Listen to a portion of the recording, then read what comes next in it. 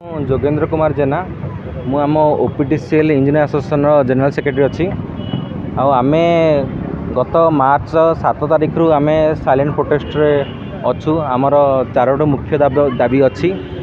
प्रथम दाबीटी रोचे कि आम जो प्रकल्प ओपीटीसीएल होची से सबुरे जो कार्यकारिता होची तापर आम सुधार आने चेष्टा करुचु।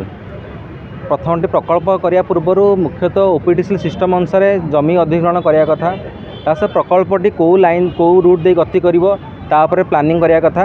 थर्ड हूँ फंडिंग माने आम जो प्रकल्प कराऊँ तार फंडिंगटा कौटू आसो यहाँ ओपीटीसीएल लोन कर कि आमर गवर्नमेंट फंडिंग दब तार डिटेल कार्यता डिटेल है ही प्रकल्प टेंडरिंग हवा कथा तापर वर्कआउट हवा कथा। किंतु दुखद विषय आम ओपीटीसीएल सिस्टम रे ये तीनोटी मुख्य प्रसंग को आड्रेस न करा जाई वर्कआउट कर दिया जाउची।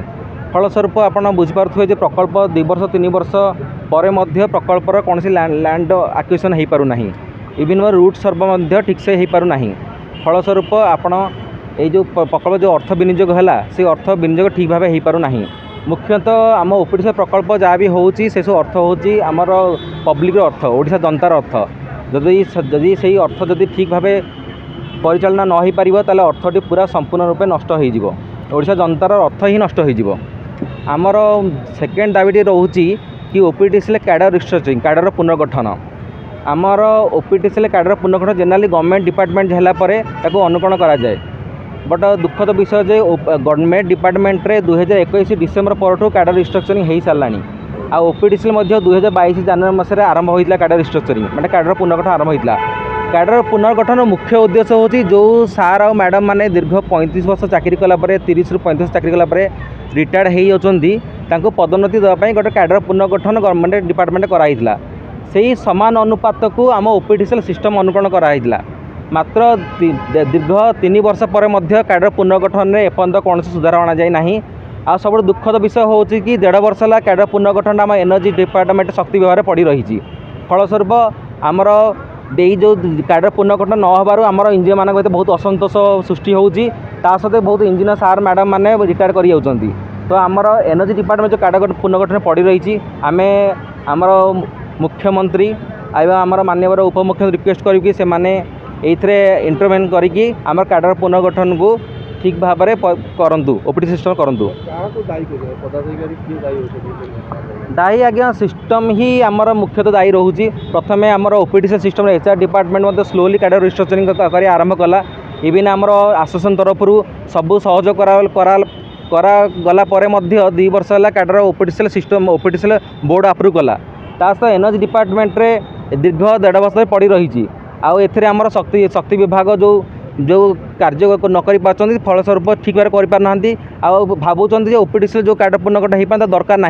कि बहुत दुखद विषय आम सब रिस्की एरिया काम करुँ आमर लाइफ रिस्क अच्छी आमर कैडर गठन निश्चय दरकार आम भी डेडिकेटली काम करुँ। प्रथम जिन हूँ कि ओपीटीसीएल जहाँ भी ग्रिड सब्सटेशन अच्छी आप गोटे घंटा बंद करदे आप जापर ओपीटीसीएल ग्रिड सिस्टम माने ओपीटीसीएल सिस्टम महत्व कौन।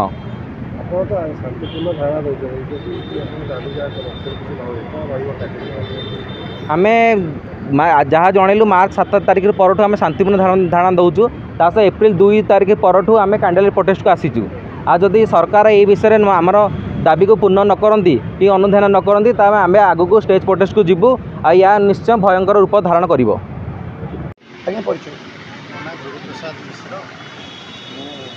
पावर ट्रांसमिशन इंजीनियर्स एसोसिएशन उपसाधारण संपादक आज स्कैंडल जोगाजोग करते कौन मुख्य लास्ट 1.5 मास है जो भाव में प्रतिवाद कर निजर राज्य दाबी निगम कर्तृपक्ष और विभाग अधिकारी मानक जनवाई सर्वदा चेष्टित अच्छे। आमर 4टी मुख्य दाबी अच्छी जेहतु दुईटी दाबी आमर साधारण संपादक आपको कहते द्वितीय दाबी उपर आलोकपात करने चाहूँ। शक्ति विभाग में जितक पावर सेक्टर कॉर्पोरेशन अच्छी जितक निगम अच्छी सबुगुड़ा जरूरीकालीन सेवा अंडर आसूँ आम एस्मा लगे इमरजेंसी सर्विसेस मैनेजमेंट एक्ट यही गोटे अति जरूरीकालीन और गुरुत्वपूर्ण सेवा देउथुवा निगम मैन पावर सर्टेज रहा पदवी रिक्त रहा गोटे बड़ गर्वित अपराध सहित सामान कहीं जदि ऑपरेशन मेंटेनेंस रे लोक रहिबे क्या ताले कोनोसी प्रकार आपन को हम जणैबा को चाहू जे लास्ट विगत 5-6 वर्ष हेलानी हमर टेक्निकल कैडर रे जोटा वैषयिक विभाग हमर अछि टेक्निकल कैडर रे around 50% sanction strength of man power रे चली तेणु आम बारंबार निगम कर्तृपक्ष को अनुरोध करूँ जिते यथा शीघ्र संभव जहाँ रिक्त पदवी अच्छी से पूरण करूँ जहाद्वारा कि लोक इफेक्टिवली काम करेंगे विद्युत सरबराह निरवच्छिन्न भाव में चलो और तार उत्पादकता मिले अपराध कले अपराध नहीं क्या दायी कर मुझे सक्सेसिव मैनेजमेंट मान को दायी कारण ये मनोभावटा पोषण करने दरकार कि जदि लोक न रहिबे ताले सिस्टम चलो कि जो कहती जे there is always a man behind the machine automation गोटे लोकर विचारधाराटा कि तार उत्पादकता को संपूर्ण रूपे रिप्लेस कर तेणु आमर सिस्टम रे जहाँ टेक्नोलॉजिकल इम्प्रूवमेंट होता है अडॉप्ट करा जाऊ।